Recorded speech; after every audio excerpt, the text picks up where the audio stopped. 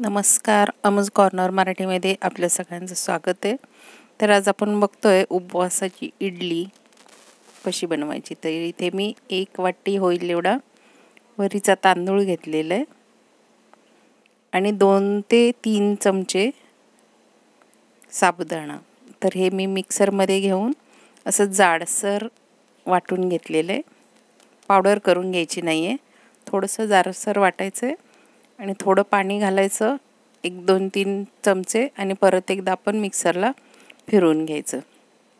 Direct जर तुम्ही पाणी घालून वाटलं तर ते व्यवस्थित वाटलं जाणार नाही किंवा साबुदाणासुद्धा आपला बारीक होणार नाही. त्याच्यामुळे अगोदर मिक्सरला फिरवून घ्या, पीठ करून घ्या आणि नंतर थोडं पाणी घालून अशा पद्धतीनं एवढ्या कन्सिस्टन्सीचं होईल असं पीठ भिजवून घ्या.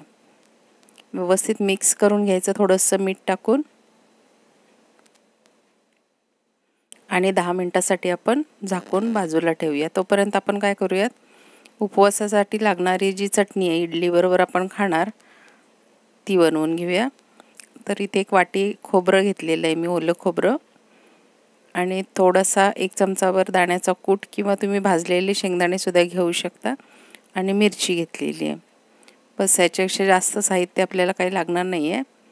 आणि चवीपुरतं मीठसुद्धा घालून घ्यायचं आणि मिक्सरला बारीक कसं वाटून घ्यायचं. या पद्धतीने छानपैकी वाटले की आपली उपवासाच्या इडलीवर खाण्यासाठी जी चटणी लागते ती रेडी झालेली आहे. तर आता एका साईडला आपण चेक करून बघूया. 10 मिनिटं आपण जी ठेवली होती ते सुद्धा भिजत आलं असेल. ही चटणी रेडी झालेली आहे आणि आपलं पीठसुद्धा बाजूला तयार झालेलं असणार आहे, कारण चटणी करेपर्यंत आपल्याला 10 मिनिटं जातातच. तर हे बघा, 10 मिनिटं व्यवस्थित त्याला साबुदाणा असल्यामुळे त्याला फुगण्यासाठी सुद्धा वेळ पुरेसा आहे. 10 मिनिटं आपण ठेवलेलं. त्याच्यामध्ये चवीपुरतं मीठ मगाशी मी घातलं नव्हतं, पण आता चवीपुरतं मीठ घालायचं आहे. व्यवस्थित मिक्स करून घ्यायचं.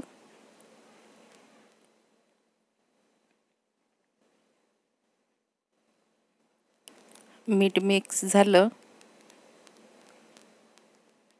की थोडंसं पातळ वाटते, पण घाबरायची काहीच गरज नाही आहे, कारण हे अगदी लुसलुशीत छान होतात. इथे मी अर्धा चमचा इनो घातलेलं आहे.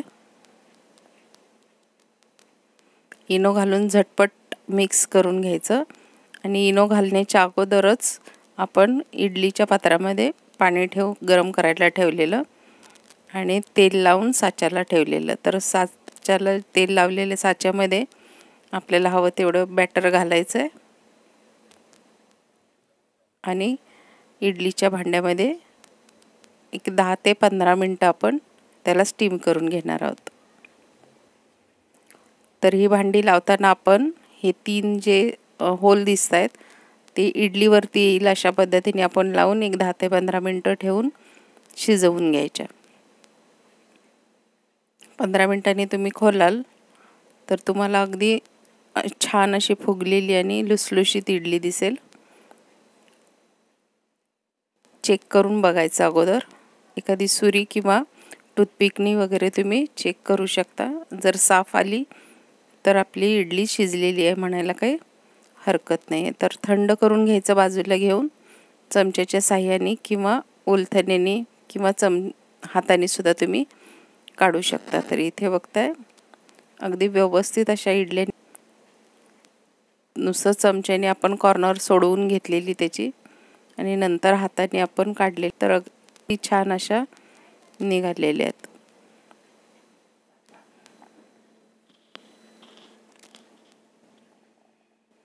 अशा पद्धतीने आपण सगळ्या साच्यातल्या इडल्या काढून घेणार आहोत. एका वाटीमध्ये जवळपास 2 माणसं खाऊ शकतील आणि तेही पोटभर. तर बिना तेलाचा आणि पोटभरीचा उपवासाचा पदार्थ बनवला आहे मी. अगोदर बनवलेला तर आम्हाला सगळ्यांना खूप आवडलेला. तर तुम्हीही तुमचा कधी उपवास असेल तर तुम्ही नक्की ट्राय करून बघा. अशा पद्धतीने मऊ लुसलुशीत अशा इडल्या वरीच्या तांदळाच्या आणि साबुदाणा थोडा मिक्स करून. आवडला असल्यास लाईक, कमेंट, शेअर करायला विसरू नका. नवीन असेल तर सबस्क्राईब करा. थँक्यू.